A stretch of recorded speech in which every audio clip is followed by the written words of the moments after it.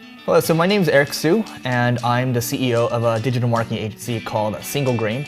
And today we're going to learn about content marketing and how it contributes to really building your brand and really helping you overall achieve your goals at the end of the day. It's really helped me figure out, how do I blog on big publications such as Forbes, Entrepreneur, Fast Company, even Time Magazine, and how I parlayed that into doing a podcast where I interview a lot of top entrepreneurs, such as people that have founded billion-dollar companies. Whether you're an entrepreneur, whether you are an individual looking to just start out, whatever it is exactly, you have to be publishing. You look at people like Gary Vaynerchuk of VaynerMedia. He's been doing it for a while, and he just writes everywhere all the time. And there's a method to the madness, and I'm going to be teaching you how you can get started and how you can stay consistent to be successful at the end of the day. So the project is only going to take you 30 to 60 minutes, but I'm going to show you the anatomy of a great blog post, what goes into a blog post, how you should structure it when you're starting out, how you can add meat to the blog post, how you can add great images, because images will help in terms of getting more engagement. Well, what does engagement mean? Engagement means more clicks to your articles, more people seeing it, and more opportunities coming your way at the end of the day. How do you layer on statistics? How do you research for your article? And we're starting with the blog post at the beginning, because a blog post is really, at the end of the day, the written word, anyone can write something, right? So it's just really easy to start there, and then you can eventually change that into creating videos. You can change that into doing podcasts, whatever it is exactly. You start with the medium of a blog post first, and then you can, fan out later if you want. So this class is for people that are just starting out. You could be coming out of college, or you could be coming out of high school, or you can be the entrepreneur that's hit a wall that needs to figure out how they can get better at marketing with their business. So the hardest thing about this class and doing this overall is, first of all, starting, right? There's always, the immovable object, right? It's really hard to start a new habit. So starting is the first thing, and the second thing is staying consistent. If you can knock those two parts down, you're gonna be fine. So with all that being said, let's go ahead and get started.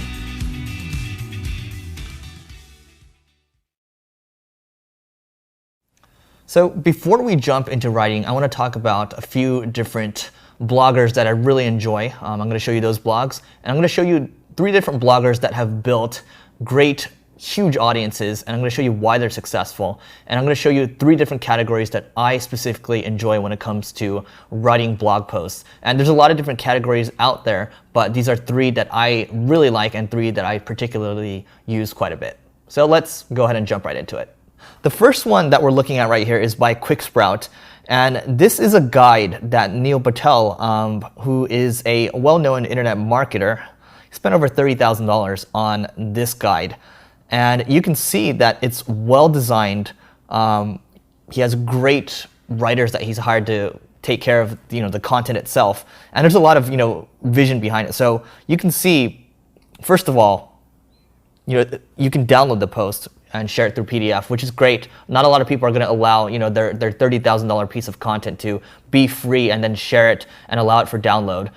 So distribution purposes, it's great, and it's really in depth. It's not just one page right here. You can actually, once you hit the Get Started button, you can see there's over 14 chapters that you can go through. And you're thinking, what's the reason for doing this? Well, it's for building an audience, right? If you have something like this, different publications are going to pick it up. Sometimes he's even gotten on the news as well. So people are going to notice when you give something away that's exceptional, and he's done that here. So that's the first example that's really good. And the second example, this is also from Neil Patel. He wrote the definitive guide to growth hacking. So a couple years ago, the term growth hacking, which is another word for marketing to startups, but he really leveraged that term when it was up and coming, and he built this guide. And if you Google right now the keyword growth hacking, this guide is #1 on Google search results. So whenever people search for it, he's going to have the first. He's going to get most of the clicks, maybe 32 to 40% of clicks go to his page. So you can imagine if you're a reporter looking to learn more about growth hacking, if you're a business looking to learn more about growth hacking, If you're just somebody that's a marketer that wants to just learn what growth hacking means, you go here, you learn about Neil, and you understand his brand, and you start to talk about who Neil is. Who's this person behind the scenes? Why does he give this stuff away for free? Why does he know so much, right? It's what people are saying behind the scenes, again, that really defines who you are as a brand. And that's who he's established himself as, and that's why he's considered very successful. So those are two guides from Neil. And the third thing I want to show you when it comes to content is this guide from an individual named Backlinko. His name's Brian Dean, and he's writing in the SEO space, which is super crowded, and it tends to be a very spammy space. So what do I mean by spammy? When marketers tend to get their hands on something, there's a lot of times when they ruin things because they just want to make money and they want to make a quick buck very quickly. The search engine optimization space happens to be in that area where it's very easy to just create a lot of content and create crap out there. But Backlinko, 2 years ago, he decided to start a blog around SEO, and people are saying, why would you start a blog around search engine optimization when it's been done over to the past? People are saying search engine optimization is dying, but he decided to do something around it, and he wrote a post right here called the skyscraping technique. And here he writes about how he increased his search traffic by 110% in 14 days. And what you can see here is it's not your average blog post. I'm going to show you the difference between a good one and a bad one really quickly, but here's a good one. You can see that as you go through this post, there's a lot of images. He links to statistics. He shows statistics. He even has a video of himself talking about search engine optimization and how things work. Things are very easy to digest, right? He's not just writing a wall of text. It's broken down into a sentence, 2 sentences, and then he spaces things out. It's very easy to skim, right? Again, 8 seconds is the average attention span on the internet now.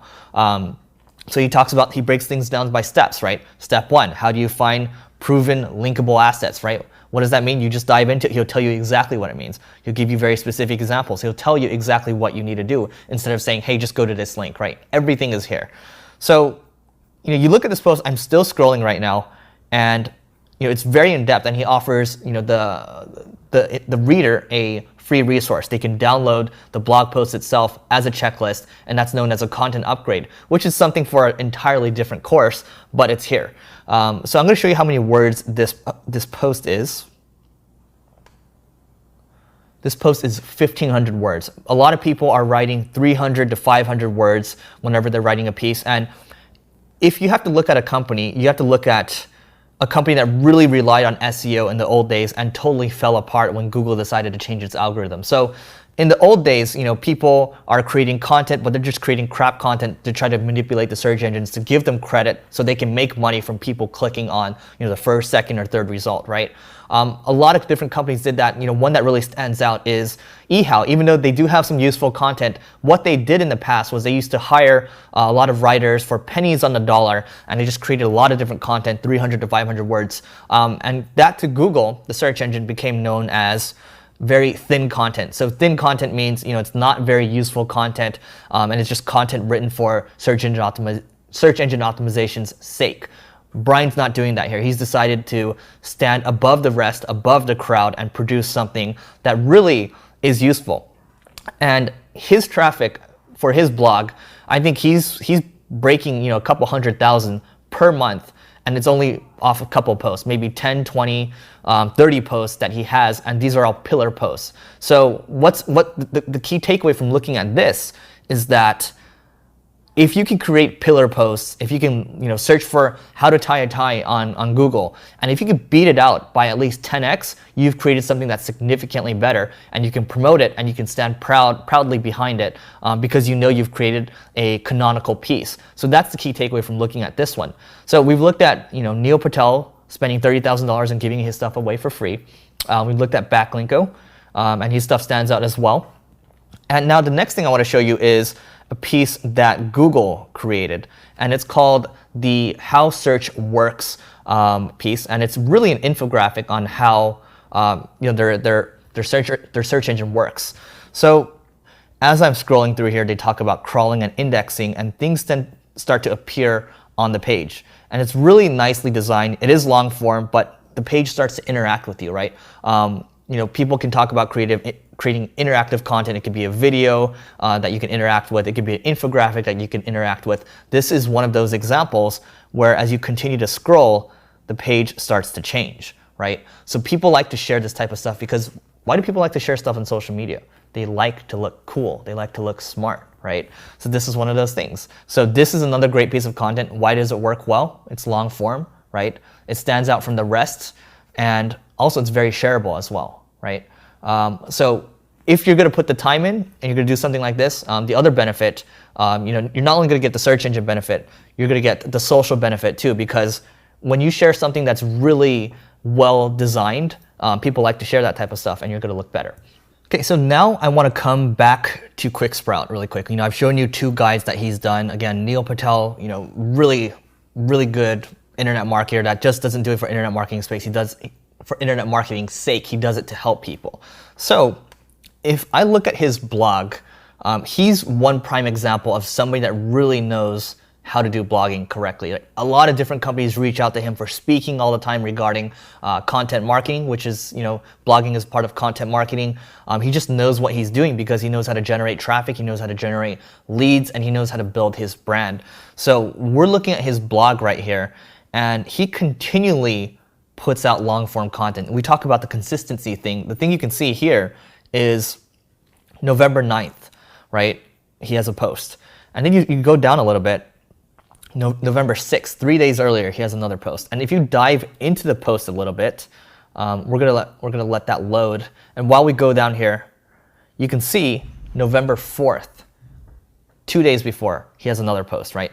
He just keeps cranking out content, but he doesn't only write for his blog. He writes for a lot of different publications, right? Inc., Forbes, he's just all over the place, right? And you have to be all over the place to get people to remember you. He's always talking about new things he wants to try. Maybe he wants to try video as well. Maybe he wants to kind of do what other people are doing, and he wants to continually get out there on other mediums where he isn't on right now. He's always thinking about that. So the consistency part of it is there because he's always thinking about it, right? So if we look at the post, we can see that, again, this is another long form post. I'm still scrolling. There's a lot of images. There's a lot of links, right? It's really important, and we're going to talk about this in a little bit, why you need to be linking to other resources, why you need to be talking about statistics, because you can't just talk about things and not back them up. People are going to question you if you don't back it up. So I'm still scrolling here. I could scroll here all day. Still scrolling. And we get to the bottom, okay? And let's look at just how much effort he puts into one post. We looked at Backlinko's post, 1,500 words, right? And that's considered long form. This one, 4,300 words, right? Almost 3x. And he's doing this every 2 days, every 3 days, right? He's like clockwork. He's continuing to crank out content like this. And that's why his traffic continues to grow. That's why his brand continues to grow. Okay, so I'm going to talk about 3 different categories that you can use that I really like when I'm writing a piece of content. So the first one is list posts, and the second one is how-to posts, and the third one is roundups. And these are all different types of blog posts that you've seen when you're reading articles online. So we're coming back to QuickSprout right here, and we can see his article is around starting from scratch, 6 steps to your first content marketing plan. Now, the reason why this is considered a list post is because there's 6 steps, right? The first one is, he talks about how you can, why are you doing this? That's the question, first of all. And he starts to, use subheaders, he starts to use bullets, and that's a whole section in itself. And then he has, it starts to go into section 2, right? There's step 2, step 3, step 4, step 5, step 6. Now, if I only find one of the steps relevant, maybe I only find step 2 relevant, I can totally forget about reading all the other ones, and I can just skim directly to step 2. It makes it very easy because everyone's attention span is very low, and I can just jump to that part, get my takeaway from it, and leave, right? And go off, and take action on whatever he taught me from that post. So that's why list posts are very easy, right? List posts can be, he talks about 6 steps.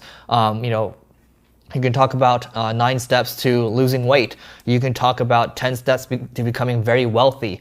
Whatever it is exactly, list posts, that's why they work for a reason. That's why magazines use them. That's why blogs use them. It's been done for hundreds, thousands of years, right? So that's a list post. Now the second part I want to go through is a how-to post. So in this case, I just Googled how to tie a tie. And for some reason, this website that looks like it was made from the 1980s is here. And they're ranking well on Google, so Google sees them as an authority. Now, if I want to learn how to tie a 4-in-hand knot, this is going to teach me how to do it. It has a video to it as well, but you can see for this how-to guide, it gives, again, it's kind of like a list post because it's giving me specific steps to follow, but it's a how-to. There's a lot of, the reason why eHow succeeded and why it went public is back in the day when Google's algorithm was a little less sophisticated, they just wrote how-to posts, eHow, right? How to do this, how to do that, how to do that, because everyone wants to learn how to do something at a very specific time, right? For me, all the time, I forget how to tie a tie, so I need to come back to this site, or maybe I need to open my app, right? So I have this right here, I can open it, and I know how to do it. I get my value from it, and I can bounce, right? So that's a how-to post. And again, there's different elements of, different categories of content. You can tie in list posts into a how-to post, right? And you can do a roundup into a list post. You can do all these different things, but at a very high level, this is what we're talking about. We're talking about a how-to post in this situation. We just talked about a list post, and now we're going to be talking about a roundup. So what is a roundup exactly, right? A roundup is when you pull different individuals and you have them help you write a piece of content, right? So in this scenario, we're looking at customer happiness stories from Chris Ducker, Wade Foster, and other great entrepreneurs. So the subject is customer happiness, and we're talking to different entrepreneurs about how they succeed with customer happiness, or some people call it customer success. So you can see here, all you need to do with a roundup is you have these individuals, you give them a question, and you can see they're just answering the questions right here. They might write, maybe 50, 100, 150 words, and they're creating a piece of content for you. And the good thing about these is that, again, this is almost like a list post. This is very easy to digest. But the thing is, when you leverage other people to create a piece of content for you, and you're creating basically a list of experts, right? People that are in the actual article itself, in the actual roundup, they're going to share it because, again, it's ego bait for them. They're going to want to share something that they're involved with, right? Just like any interview that you're featured in, you're going to want to have it on your media page, right? So again, this is very easy to digest, first of all.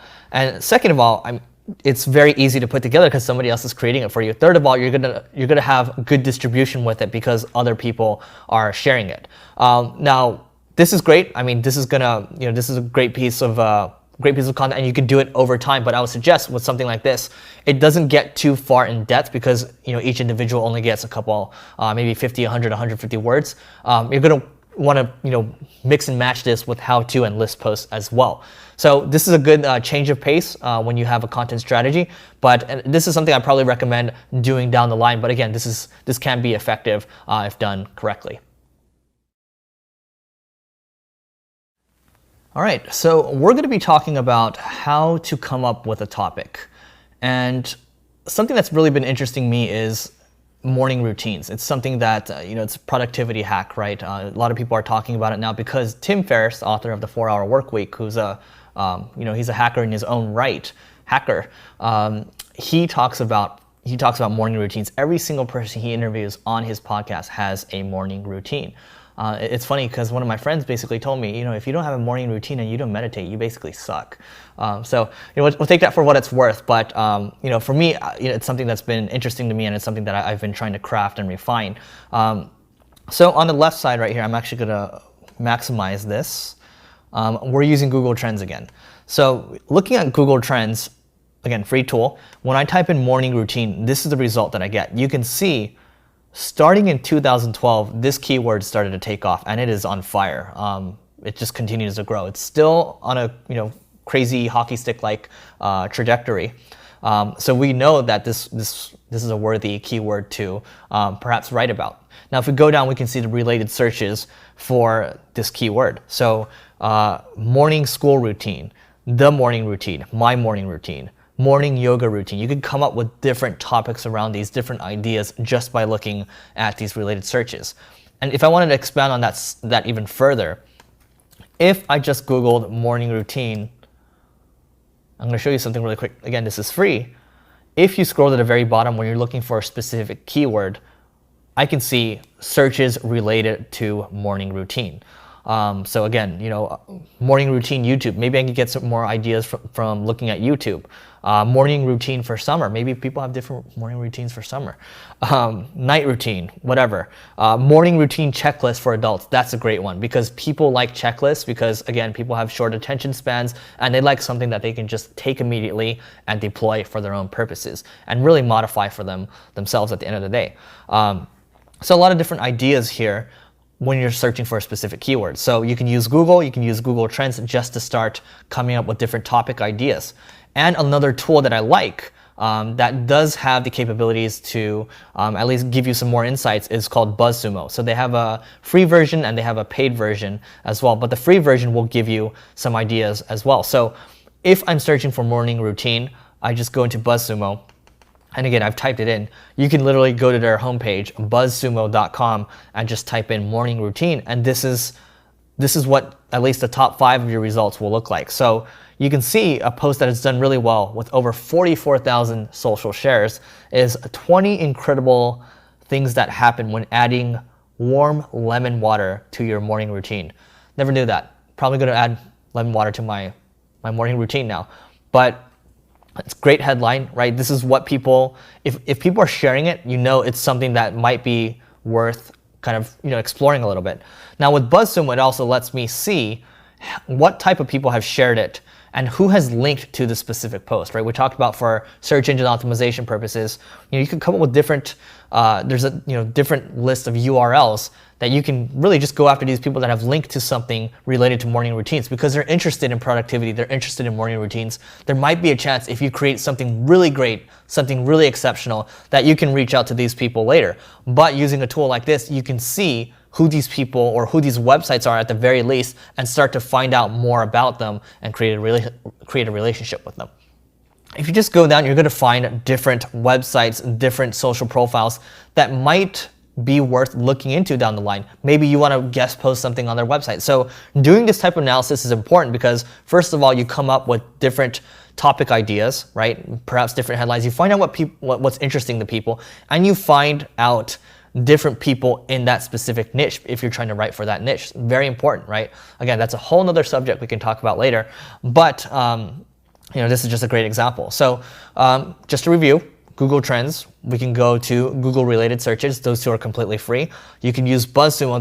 They have a free version that you don't have to, you don't even have to give your email address for. And then you can use the paid version for, I believe, 30 days, and you can really get an idea of who your niche is, what people are talking about, okay?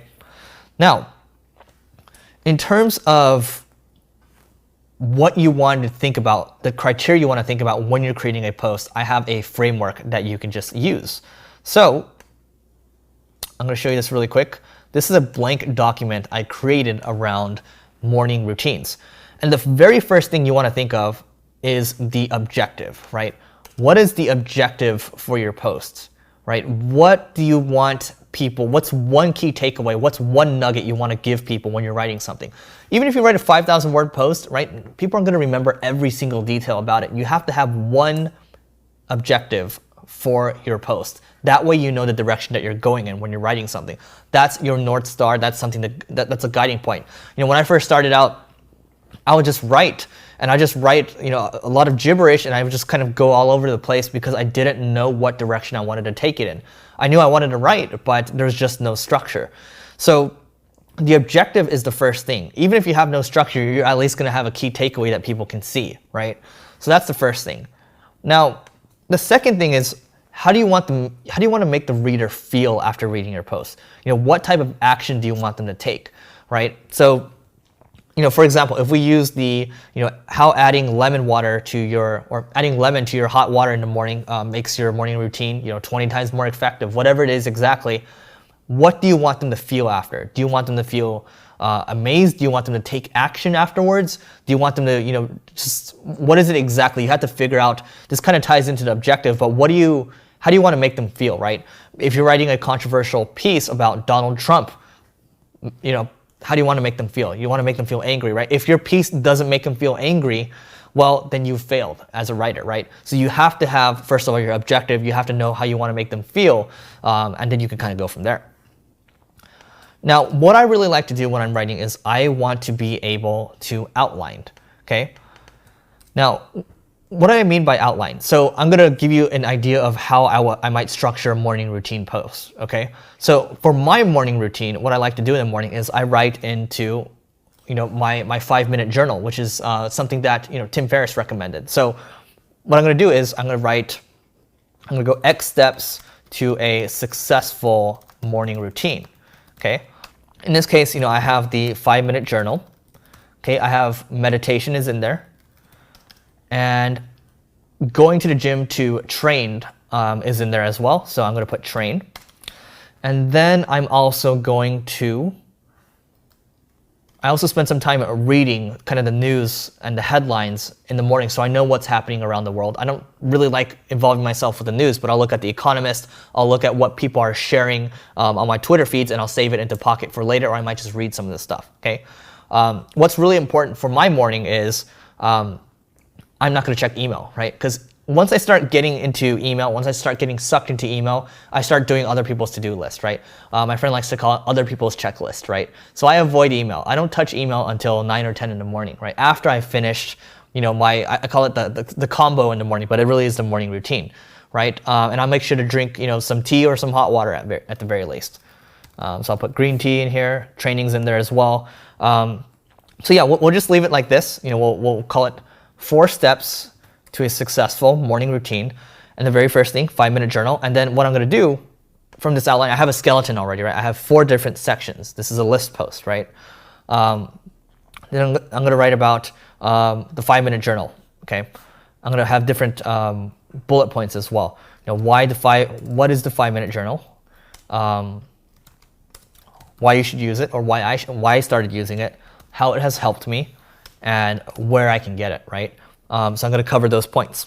Then I'm going to go into meditation, same thing, right? But then I might link to other resources because maybe I might not be able to articulate the benefits of meditation. I might embed a YouTube video that's 2 or 3 minutes long, and I might just put it into the posts, right? So you can leverage what other people have already put out there and kind of enhance what you're producing, right? Then I'm going to talk about training. Why am I using the word training exactly? Okay, I might link to a podcast. So you can see by having at a high level kind of structuring the post, putting the skeleton out first, that's going to kind of free up my mind where I'm not all over the place and where I'm not sure what I want to write about, right? The structure is good. A lot of people don't like structure. I used to hate having structure for posts, but it's there for a reason, okay? So you start with the structure, and you start to write, sub-bullets, headers, sub-headers as well, and then you're able to break everything out.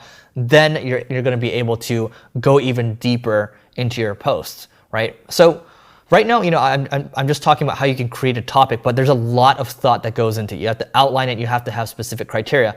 You have to figure out your objective. How do you want people to feel? And how do you want to outline your post at the end of the day? And in a little bit, we're going to talk about how you can add even more detail to this to make this really stand out on its own and become a world-class piece of content.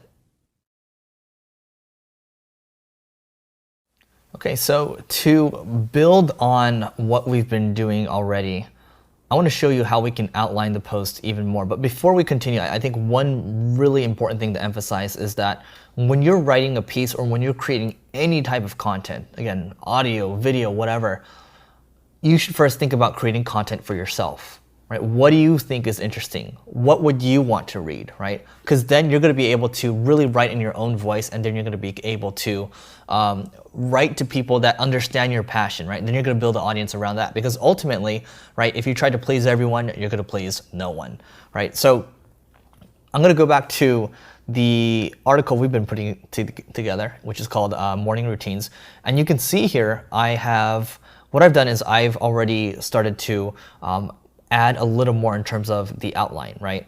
So when I'm putting together, I've already figured out, the 4 different steps to a successful morning routine, but what should actually go into those steps, right? So, what I did in the very beginning was, before you start to actually go into the steps, you need to have a introduction, right? So in the introduction, you can see here I'm writing, morning routines have been on the rise in the last few years. And what I'm doing inside of the outline right now is I'm figuring out, okay, how do I want to structure this? Maybe I can layer on more stuff later. But again, we're trying to skeleton things out, okay? So I've said morning routines have been on the rise in the last few years. And then I wrote right below that in asterisk, show Google Trends image, right? We talked about earlier, I showed you the Google Trends images in terms of the trends for that keyword, morning routine. So, it's important to have images. I'm not going to find the image right now specifically, but I'm going to say later, because I put the asterisks there, I'm going to come back to that later. I'm going to add the image, okay? And then right below it, I say productivity hacker and author Tim Ferriss make it a key point to talk about morning routines in all of his podcast interviews with world-class performers. I can layer on more after that, but it's just good stuff for me to remember so I can come back to. And now when I actually go back into when I go into one of the steps about the 5-minute journal, that's the first step, right? So that's what I do. Again, what, why, how, and where. So I talk about the 5-minute journal, right? 5-minute journal is what I use to start writing in the day. It gets me off to a great, it gets me feeling grateful, and I put focus into what I want to accomplish, right? So I start getting into a little bit of the meat, but not too in depth. And I talk about, here's what it looks like. Then I might put an image, right? And then, here's what I get out of it. Here's what I need to fill in, right? And then later on, when I come back to it, I'm going to talk about statistics. I'm going to talk about more details. I'm going to link to the specific product itself, the 5-minute journal. I might link and embed other media as well. And then after that step, I'm going to jump into meditation, right?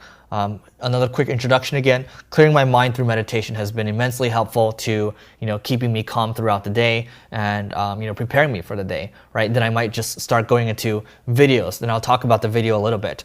Statistics around meditation, why it's on the rise. I might show another Google Trends image, right? But at least I have something to go off of. So again, you come up with a topic and then you start to outline things. The outline is not the end all be all, but at least you start to really know what direction you want to take the post in. And then you can really start to decide what type of meat you want to add onto the post and how that really helps at the end of the day. So a really key thing to understand when you're starting to hit writer's block or it's just not flowing anymore for you, there's a few different tactics I like to use. So the first one is I'm going to look around and see the content that's already out there, and then I'm going to see what I can add that really resonates with me, right? There's no harm in kind of, copying or kind of leveraging what's already out there because you're already doing that when you're researching anyway. So that's the first thing I like to do.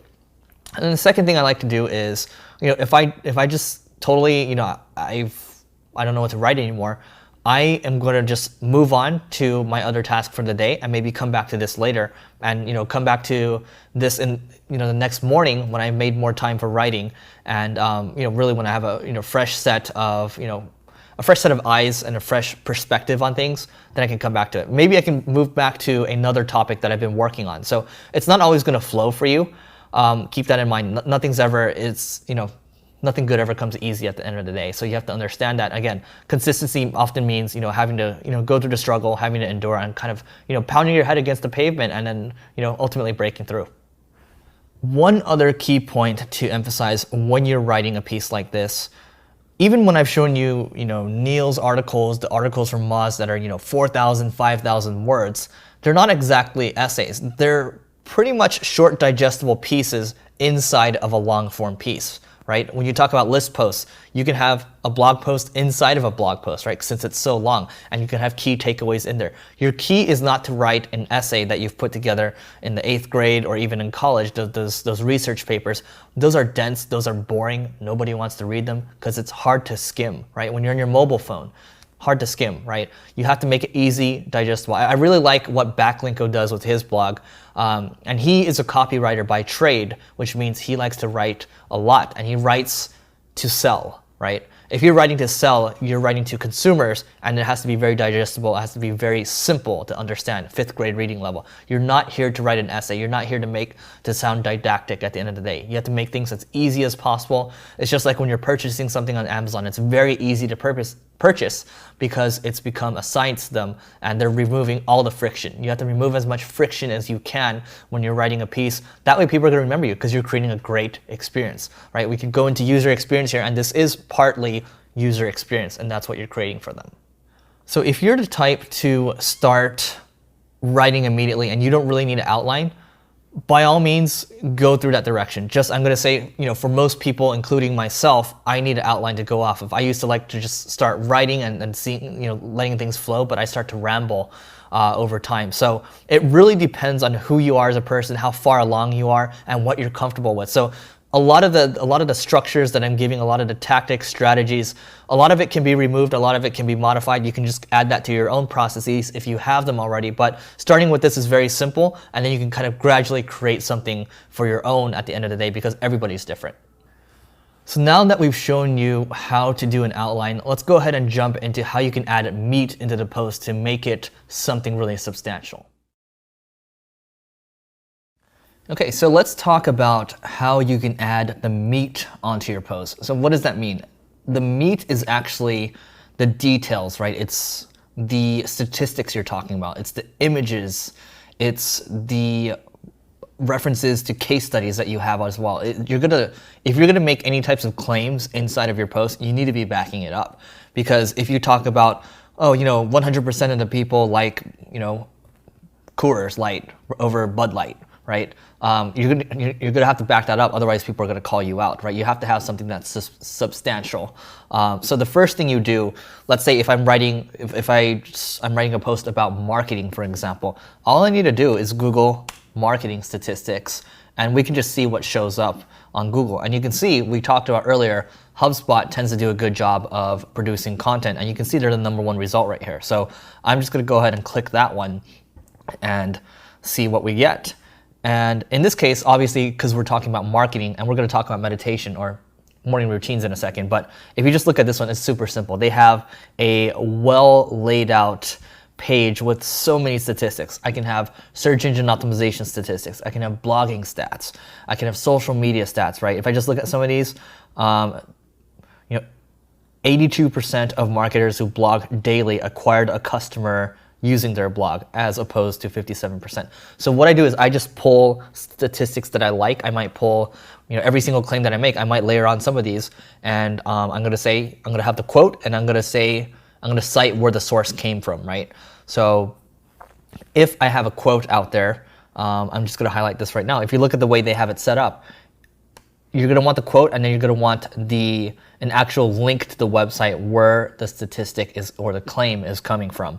That's how you want to put it together. And the more references that you're linking out to, the better for you, because when you want to get distribution for your piece of content, you can just reach out to these people that you might not even know, and you can say, hey, HubSpot, I really like the piece that you put together on marketing statistics, and we link to your article here, right?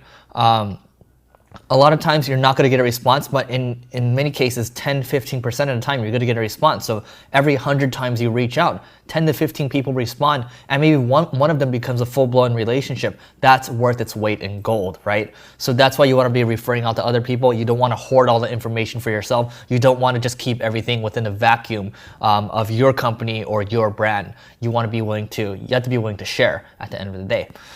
So first thing, that's how you find statistics, right? Then the second thing you can do is you can layer on, we talked about imagery earlier, right?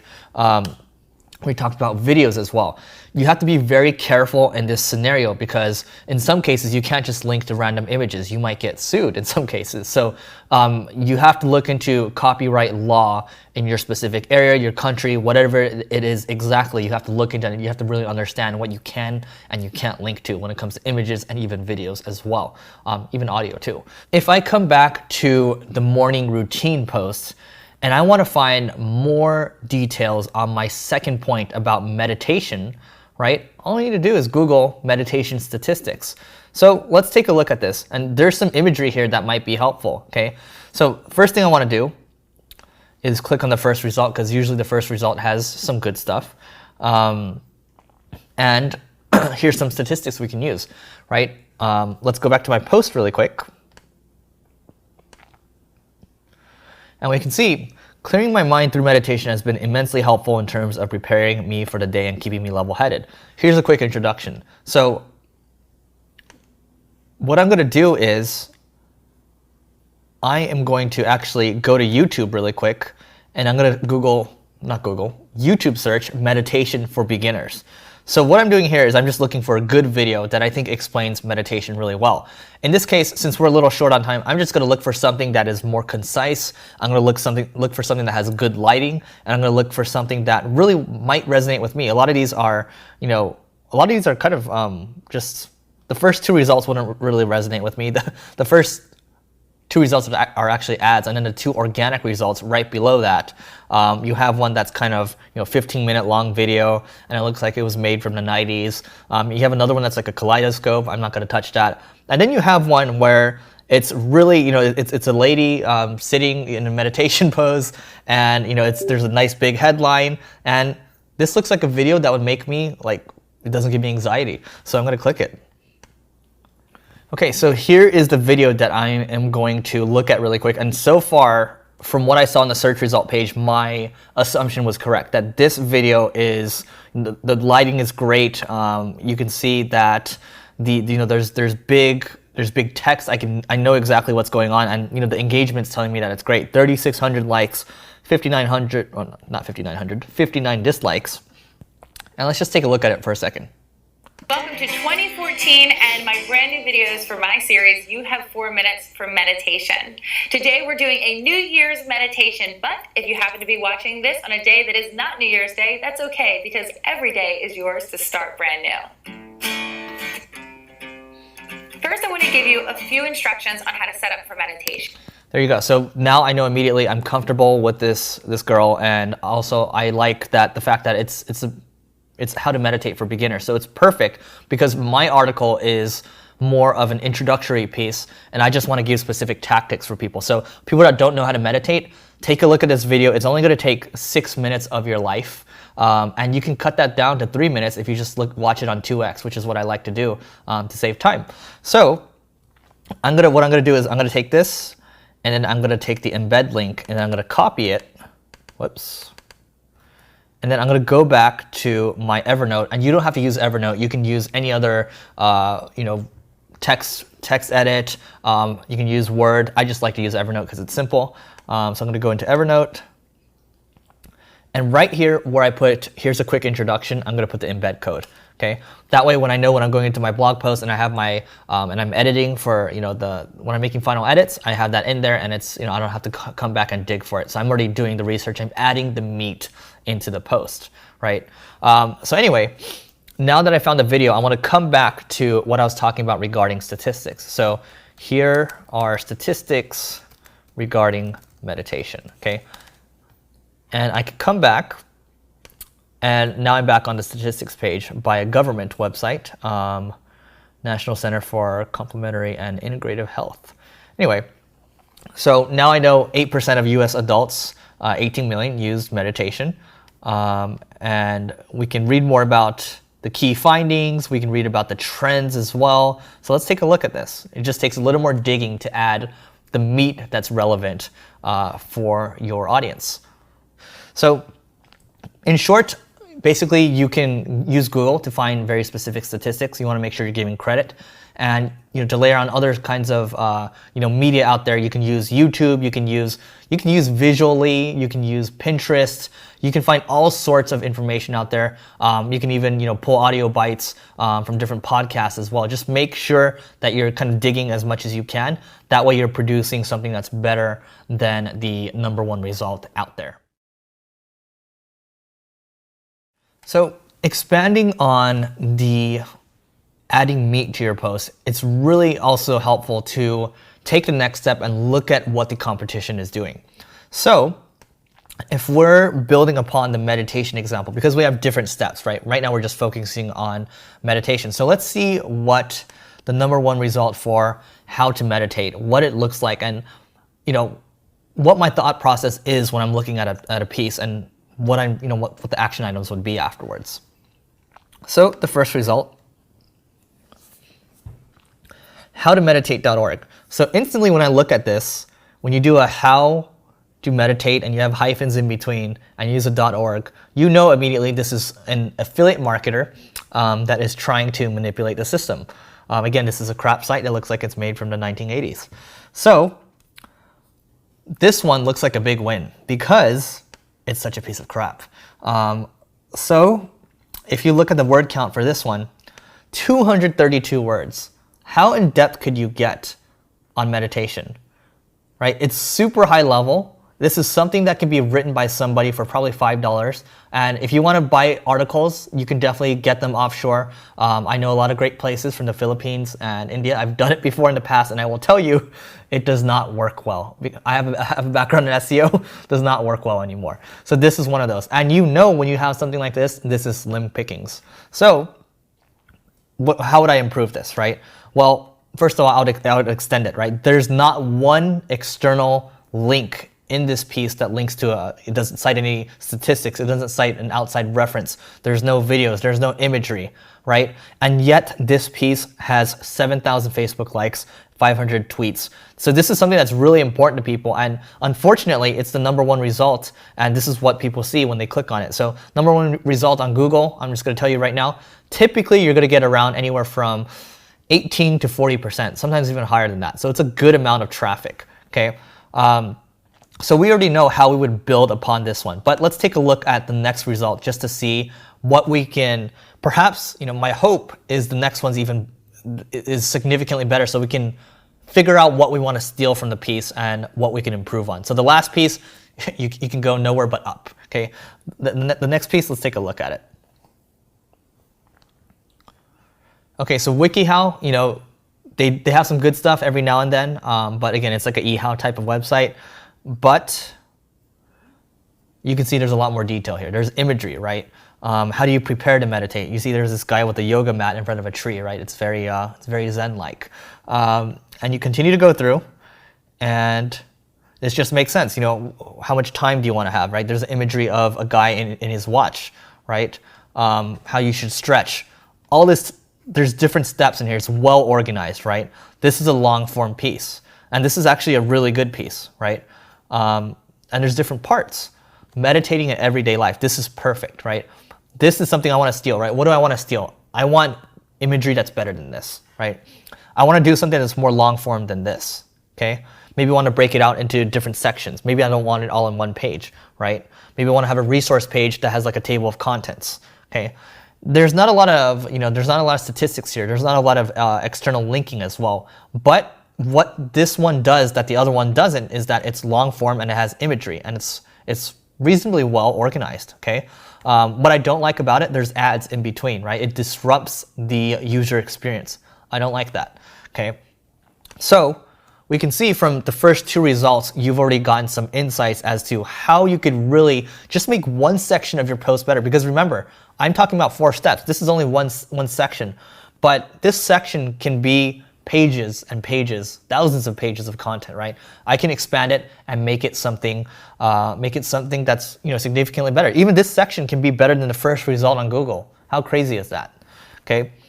Now I'm gonna look at the 3rd result, and I am trusting that this result is better, because if we go back to the search result page, we can see that Google decided to scrape the 3rd result. It didn't scrape the 1st or the 2nd result, it scraped the 3rd result. So this means Google's algorithm is saying that this one is worth looking at. This one has the right definition of what meditation is. So let's take a look at it.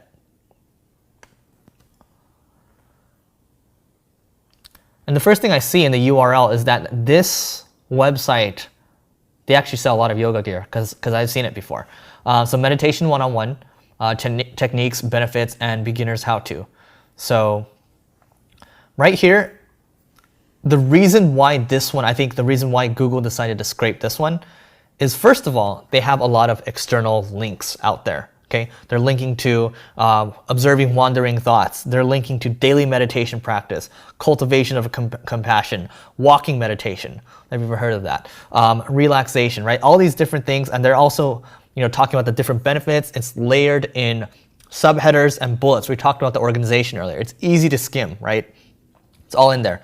And then there's a simple, at the very bottom, how to meditate, simple meditation for beginners. So this isn't what I would call a canonical piece that can really, be the end all be all for the topic. But this is good for me for my article, because I only want to talk about, this for a little bit.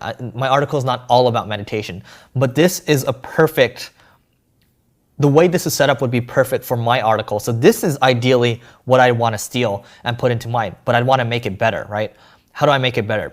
Well, this is lacking statistics. How do I make it better? This is a stock image, right, of a woman meditating, right?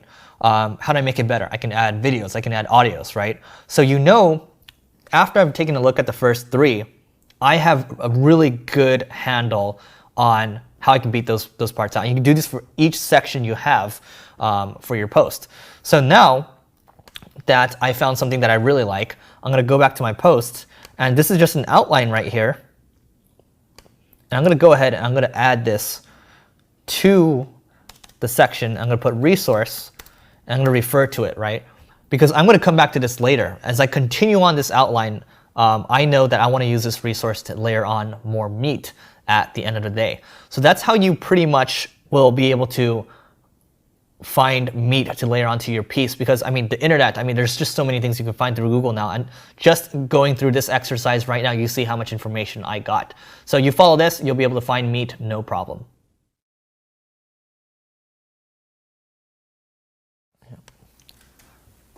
So I'm going to start this section off with a quote from David Ogilvy, who is an advertising genius, and he ran one of the biggest advertising agencies still to this day, Ogilvy. So what he said was 5 times as many people read the headline as they do the body copy. So when you've written your headline, you've already spent 80 cents of your dollar, right? And I'm paraphrasing here, but you have to take that into account because when you're reading articles, when you're scrolling through your emails, you're only clicking the things that catch your eyes, right? Things that really, can draw you emotionally, things that interest you, things that are simple to understand, things that are, sometimes there's statistics, or, sometimes you can see it's digestible, 7 steps to something. A lot goes into a headline, which is why copywriters can make hundreds of thousands or millions of dollars just writing copy. It starts with the headline, and then you start to sell inside of the copy, right? So you have to think about how you can write a great headline. So I'm going to show you 3 resources that I really like for creating great headlines. And this piece right here is from Copyblogger. And the piece is called How to Write Magnetic Headlines. And it has 844 likes, about 1,300 tweets, and 286 Google+. And you can see it's an interactive piece, and you go down, and what they do is they link to other resources, right? All these other resources, why you should always write your headline first, the Cheater's Guide to Writing Great Headlines, 10 surefire headline formulas that work, 9 proven headline formulas that sell like crazy. Hold on a second.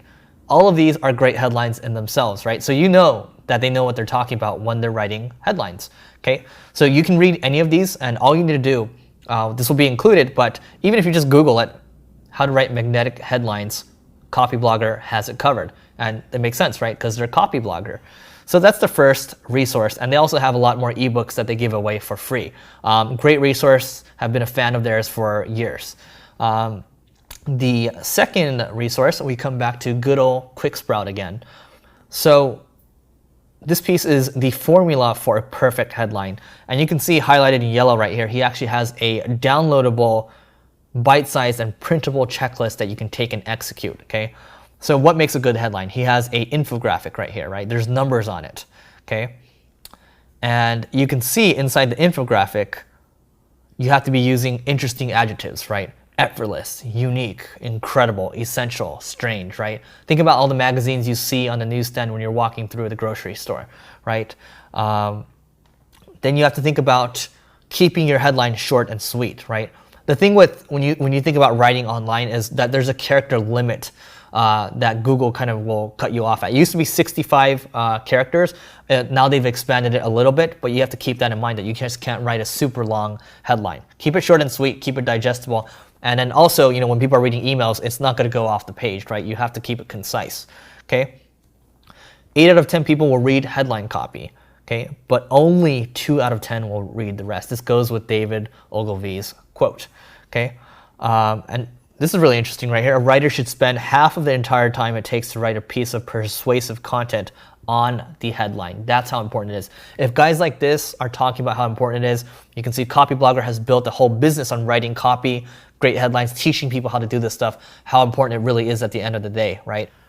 Okay, so another tool that I really like using is the Portent Content Idea Generator, okay? This is a great tool to use, but keep in mind, like any type of, especially when you're trying to drive emotion with your headlines, a computer is not gonna do a good job of recognizing that. You still need to be the judge of that. And you can bounce ideas off other people as well. So this one, again, it's called the Portent Content Idea Generator. And all I need to do right here is enter my subject, right? So let's build off of that section I was talking about, green tea, okay? So green tea, I'm gonna type that in. And you can see there's 4 underscores right here, right? There's 4 different yellow lines, right? So the headline that they gave me is the 11 best green tea YouTube videos. That might be a good one because there's a lot of great videos out there, right? But maybe I don't want to talk about YouTube videos. I can say the 11 best green tea statistics, the 11 best green tea health benefits, right? I can start to build off these different sections, right? On the other side, I can talk about the 11 worst green tea side effects, right? So, you can just play around with this tool more. I might put in meditation and see what it spits out. If I don't like what it says, I can just keep hitting refresh. And the unconventional guide to meditations. Look at that one. That's a great headline, right? Because a lot of the stuff you see out there in Google is conventional, right? What can you talk about that's unconventional, right? Now, the last tool I want to talk about right now for finding different ideas is using Feedly. So Feedly is a free tool that helps you consolidate different RSS feeds for blogs that you really like. And what I've done here is I've segmented different blogs I like based on the topic, right? So you can see here, I have one section on content marketing. You can see I have one section on conversion rate optimization, Facebook advertising, marketing in general, because I care about marketing, right? So if I just wanted to build, find different ideas for content marketing, I can just look at this. I've logged in. I'm just going to click on the content marketing section, right? And I can see right here, this is the stuff that people are talking about in my industry. Maybe I've been on vacation for 2-3 months, but if I keep following this, I know what the trends are. I know what people are talking about. I can dig in, take me a day or two, and I'll be all caught up again, okay? So 12 critical elements every website homepage must have, okay? So maybe I can just, change this into, another topic I'm writing about, right? 12 critical elements of a successful yogi, right? 3 reasons why great writers always work alone. Just a lot of actionable stuff that you can pull from Feedly. So all you need to do, action item for you, is to figure out what topics you're interested in and then subscribe to them through Feedly, which is free. And then you can just dig through this every single day and look at the headlines, right? Maybe you don't have to read every single article. Look at the headlines. That's how you can come up with different headlines. That's how you can come up with different topic ideas at the end of the day. And all these tools are completely free. You'd be remiss to not look at them. Okay, so now we're gonna use the Portent tool to come up with a headline that's better than what I already had for that piece, the morning routine piece. So let's go ahead and type in morning routine. And let's see what we get. Okay, how to be unpopular in the morning routine world. Not the best headline. 8 things your boss expects you to know about morning routines. Nope. Here's one that has potential. So 19 reasons morning routines are the weakest links. So here's where you want to modify things, right? We're going to talk about 4 reasons or 4 ways morning routines will make you more successful. Okay, everyone wants to be more successful, right? So 4 ways morning routines will make you more successful. Or as a matter of fact, I should switch it to 4 steps morning routines will make you more successful. So we're gonna modify it up here. So 4 steps to a successful morning routine, or 4 ways, 4 steps, I should say 4 steps. 4 steps to a morning routine that will make you successful. Okay, so what's the difference between these 2 headlines? 4 steps to a successful morning routine. You're talking about a great morning routine, or 4 steps to a morning routine that will make you more successful, right? Which one will resonate with you more? Think about that for a second. Because for me, personally, The second one resonates with me more because I want to be more successful.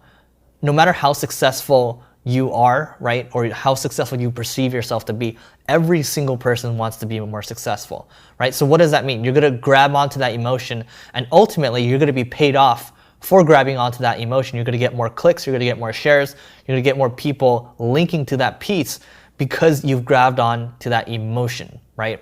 And that's what you want to try to grab when you're writing a headline. Okay, so I'm going to go after 4 steps to a morning routine that will make you more successful. Okay, now if that doesn't work for you, you can continue to refresh using this. You can look at headlines people are writing across different blogs, different industries, and really take what you think will resonate with you most. In this case, this one's good. This one resonates with me because I want to be better. I want to see how I can improve and be more successful. So that's how you can use a tool like this and layer it on with other tools out there, other blogs, and come up with different ideas for creating a great headline that's going to get the click. So now that we've talked about how you can create a magnetic headline, we're going to transition over to creating a great feature image for your post and why it's important.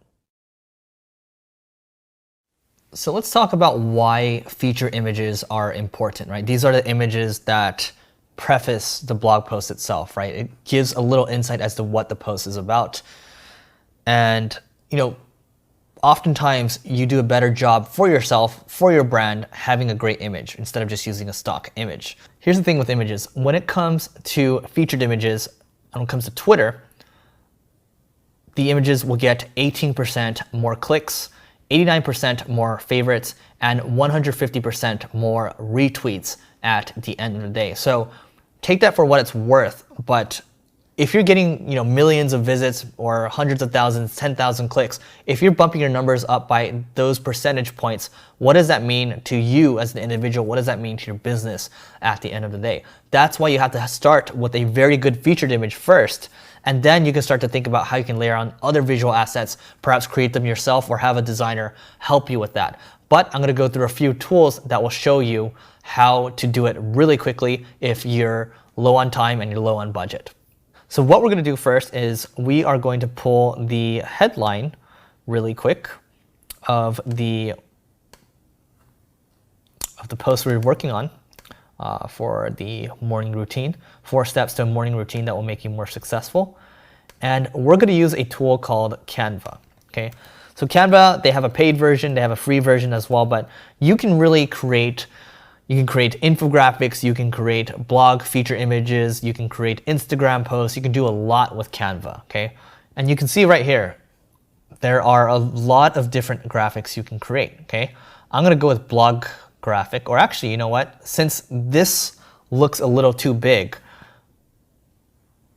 I'm gonna go with the social media post, okay? So you can see on the left side where my cursor is right now, I can find literally whatever images I want. I just need to type in a keyword. So, morning routine might be a keyword, success might be a keyword, right? I'm trying to debate which one's gonna have more an effect on me, right? So I'm gonna type in success, okay? And it's really interesting because there's everybody has their arms up like that, and there's also images of people showing their arms in victory, putting their arms up in victory when the sun's coming up. Perfect, right? So I am going to take that one, add this one right here, and keep in mind when you're taking these images from Canva, you have to pay $1 for them. That's how they make their money. You don't have to use these images, but ideally to invest $1 into something you put a couple hours into, probably worth it, right? So just for the sake of simplicity, I'm going to use this one, and then I'm going to add text to it. Okay, I'm going to add a heading, okay, and then I'm going to type the headline, and then I'm going to have to resize it because it's a little too big. So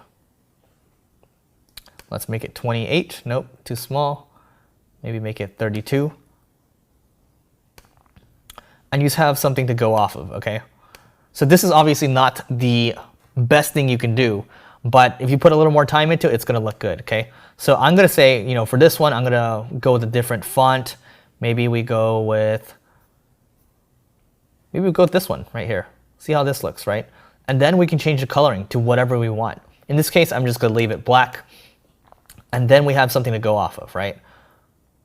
Now, all you need to do is you just need to download the image and use it for your purposes, okay? Now I'm just gonna hit the download button right here, and I'm gonna use the PNG because it's higher quality. And as they're preparing the design, here's where I'm going to stop using Canva for a second and move over to the next tool. So you have the option right here to purchase the image directly for $1, or you can buy a package. You can pay $10 for 11 images, or you can use a stock, not a stock image. You can use an image that they have in their database that doesn't charge you $1. Then you can do it for completely free.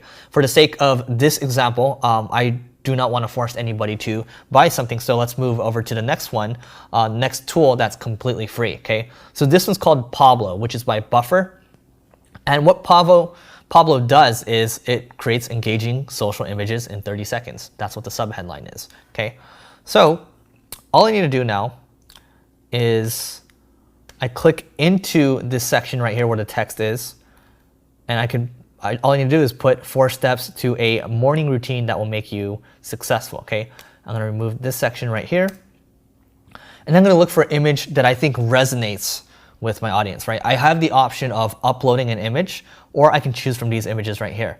This one's perfect, right? The sun is rising right here. I'm going to use this one. Okay, and since there is a little whiteness over here where my text is, I'm going to move my text down a little bit. And then what I can also do is I can blur the background, right? In this case, maybe I don't want to blur it so much. And we have enough contrast here to kind of set the text apart. So it's not looking, it's looking pretty good actually. So 4 steps to a morning routine that will make you successful. Okay, this is what our blog image looks like. Then we can add a custom logo if we want. We can add secondary text. We can just put like, by Eric Su, and then we can make it, ideally we'd make it wide. Okay, we want to make it wide because we want to share this on Facebook and Twitter, right? That's where it's gonna, a lot of people are reading blogs from their desktop device, or maybe they're just scrolling through Facebook, Twitter, and they're just clicking through it, right? Might not make sense for Instagram. You can try to promote your stuff on Instagram, but as of now, not a lot of people do it. But you can try to create something, if you do have an Instagram channel about your brand, you can kind of tie people back to coming back to your site or whatever, whatever resources that you're trying to link to. So for Pablo, it's super simple. Like I've done this in less than, ultimately it's going to take me less than 30 seconds to put this together, right? Now all I need to do is hit the download your image button. And now that they're preparing the image, and now I have it ready to go. And if I just click it, boom, it is right there on the screen, ready to go. So, if you're on a budget, whatever, there's really no excuse at the end of the day. You can create an image within 30 seconds. You can create an image with more options around it using Canva, or you can hire a designer to do it, right? You can go to like a Dribbble, you can go to, any types of websites and just look at other people's works, look for aesthetics that you like, and you can reach out to people, right? That's when you have a higher budget. But to start, Pablo is great, Canva is great. Just get started. That way you've kind of gotten over the hump and you can move on to bigger and better things later. So let's take a look at the first 2 results on Google for the keyword morning routine. And let's look at what feature images that they're using, okay? So this is one of I believe this is the first result right here. And there's actually no feature image unless you want to consider the author's face a featured image. So right here, we already know that the work that we've created is already better because we've created something that's relevant, right? I'll come back to that in a second. Let's actually look at the second result, okay? Second result is from Entrepreneur Magazine, okay? And they have a good image from Shutterstock. It's a stock image. You can't even tell it's a stock image actually. It's a girl with holding her coffee cup, looking outside the window, and looks like the sun is coming up, right? Very relevant image, okay? But if I'm sharing that on social media, right? Maybe I want something that adds a little more context. So the context here is actually really good, right? But how do we make something that's better than this? How do we improve on this, right? So the way to improve on this is to have an image that's similar to this, and then have text with really good font surrounding it, right?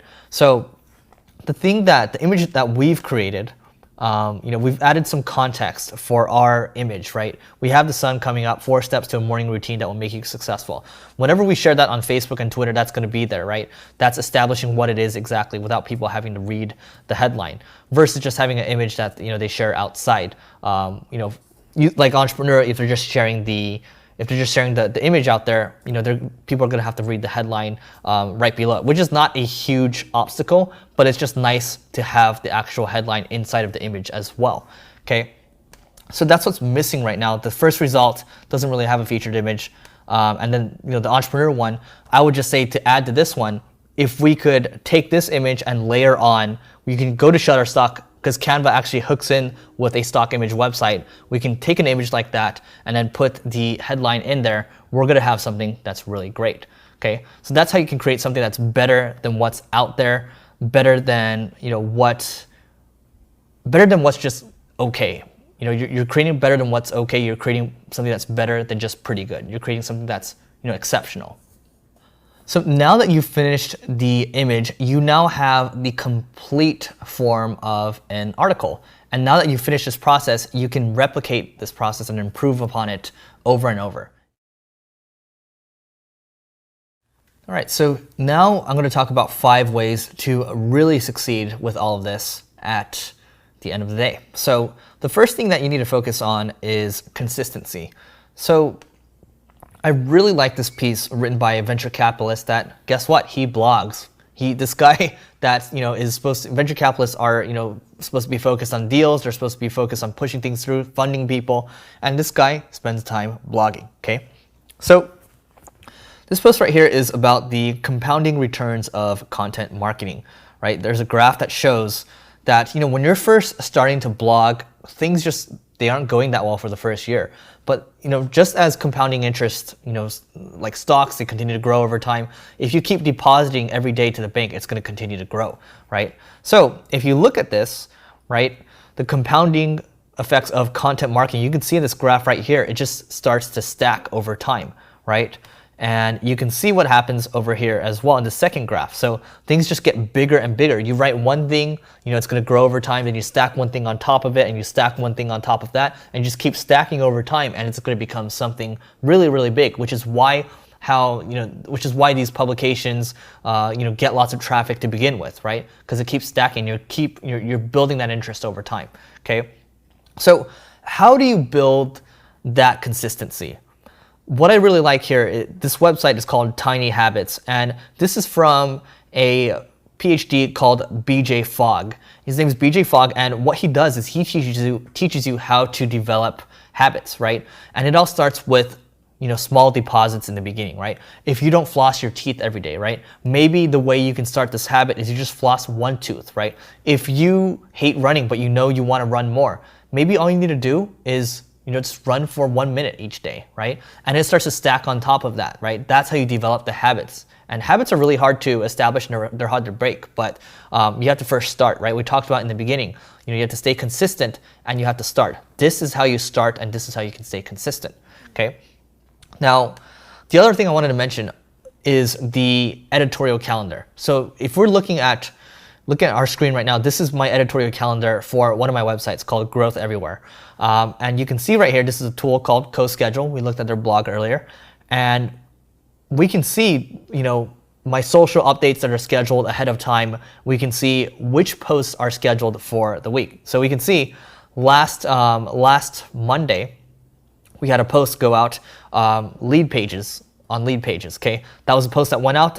We saw how much traffic it got. We can just see for each day what we have scheduled ahead of time. That way we know we can prepare ahead of time for how we want to do things, right? It's just easier that way to have a form of structure, okay? So, CoSchedule is a paid tool. You can have a free trial, but what I'm going to show you is something you can use for free if you have a WordPress blog. So if you don't have a blog at all, what I advise you to do is to get a WordPress blog, and you can easily just search WordPress blog tutorial setup, and somebody will teach you how to do it. There's a lot of different videos out there on how to do it. It's very simple at the end of the day, and you can just get started. So you can see here, I have content scheduled out for a couple of weeks, and if I just go to Google, and if I have set up my WordPress blog, all I need to do is add a plugin to WordPress. And the plugin is just called Editorial Calendar. And I can have something very similar to what I have over here.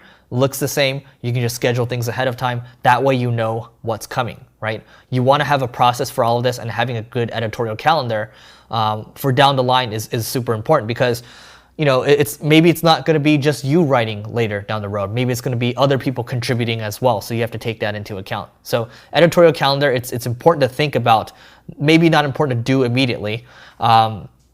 And moving on to the next thing, I want to talk about constant education, okay?